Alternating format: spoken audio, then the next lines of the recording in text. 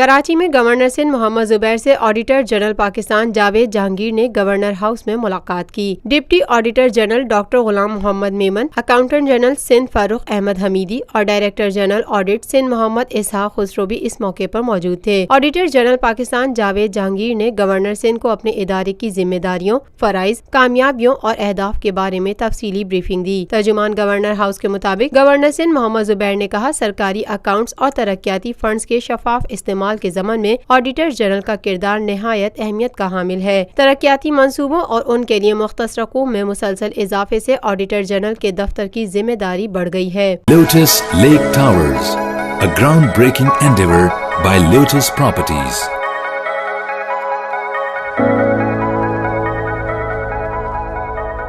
پاکستان بھر میں نمائندگان کا وسیع نیٹ ورک، ہر خبر جاننے کے لیے دیکھتے رہیے TNN TV۔